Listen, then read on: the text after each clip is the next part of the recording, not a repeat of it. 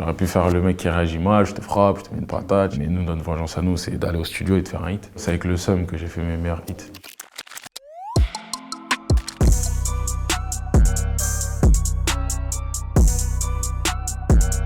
Franglish, j'ai 27 ans, je fais de la musique. Je fais caissier, j'ai fait vendeur. Après, j'ai commencé à me mettre dans la musique à partir de 2012 et j'ai commencé à vivre de ma musique à partir de 2016. Quand j'ai commencé, c'était pour voir si j'étais capable de faire de la musique. Tu as eu les premières séances où c'était des tests, de l'amusement avec des potes à moi, etc.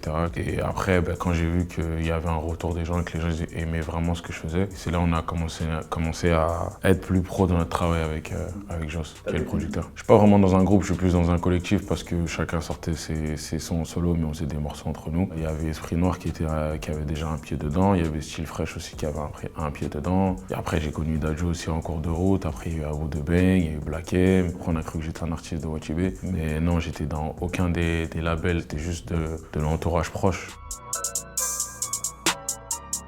Les styles de morceaux, que ce soit les thèmes, que ce soit la prod, que ce soit le clip, c'est jamais la même chose. Il y a de la drill, il y a de l'afro, il y a des trucs un peu plus, on va dire, thème West Coast, on va dire. Donc, comment je pourrais qualifier ma musique, je sais pas, je dirais juste que c'est de l'urbain. Mood 2 qui sort le 25 mars, c'est un EP. Dedans, on a 2 feats, on a Gazo, on a Kobalade. On est sur des morceaux, ça va être la fête, après il y a du love, après il y a des sons dansants, il y a un peu de tout, hein. Du franglish quoi. Moi, j'aime pas faire des sons juste bien. Je préfère faire des bangers, des hits, des morceaux qui tournent, que ce soit sur Snapchat, en boîte, en voiture, à la radio, à la télé, ce que tu veux, c'est ça mon but. Je pense qu'un hitmaker, c'est ce qui reste le plus. Hein.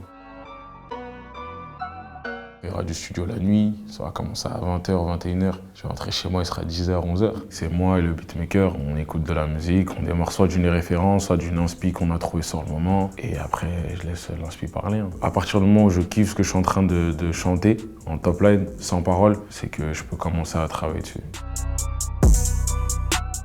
Je te dirais de rester présent, rester constant et d'envoyer de la qualité. Quand je dis d'être présent, c'est d'être un peu partout. Que ce soit dans les feats, que ce soit dans les sorties de projets, que ce soit même sur les réseaux. C'est pour ces raisons-là que je suis là aujourd'hui. En 2021, j'étais dans les artistes qui avaient fait le plus de feats quand même. On était à, je crois, 23 ou 25 feats dans l'année, ouais. Quand on dit pleine tête, en fait, que tu feras rien de ta vie, en fait. Ah, Franglish, ouais, je sais pas. Mais je suis juste en face de toi. J'aurais pu faire le mec qui réagit mal, je te frappe, je te mets une patate, je sais pas, je fais un truc bizarre. Mais nous, notre vengeance à nous, c'est d'aller au studio et de faire un hit. C'est avec le seum que j'ai fait mes meilleurs hits. Les questions que je me pose chaque année, c'est est-ce que je serai toujours là? Est-ce que j'arriverai à faire un autre hit? Est-ce que je vais continuer à remplir des salles? Surtout que nous, les artistes, le truc, c'est que quand on fait un hit, ça s'arrête pas là, en fait. Pour toi, je fais du bif toute l'année.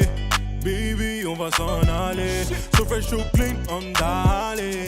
Surtout quand c'est un hit qui devient très très très gros jusqu'à devenir un single de diamant. Il faut faire un autre maintenant. Parce que si t'en fais qu'un seul, on va dire que c'était un coup de chance. Je fais tout ça pour montrer que je suis un artiste tout court et que je serai dans les plus gros. Et que je suis pas juste un coup de buzz ou un coup de cœur du mois d'août ou du mois de juillet. C'est pas ça mon but. D'avoir fait disque de platine, d'avoir fait l'Olympia, d'avoir fait une tournée complète, d'être là depuis 2016. J'ai de plus en plus de demandes de feat d'artistes, surtout d'artistes que j'écoute en plus. Ça fait plaisir. En fait, de me dire que je continue de monter les marches et que mon nom d'artiste prend du poids, c'est ça qui me rend fier. C'est-à-dire quand je regarde derrière, je me dis j'ai pas fait tout ça de nuit blanche pour rien. Se remettre en question, travailler, aller au studio, avoir un bon entourage aussi surtout. Il faut des gens qui ont la même énergie que toi, la même détermination que toi, qui voient large comme toi, qui rêvent comme toi en fait. Si moi, mon objectif c'est de faire un Olympia et que les personnes autour de moi ils disent l'Olympia c'est trop gros, je peux pas rester avec vous moi.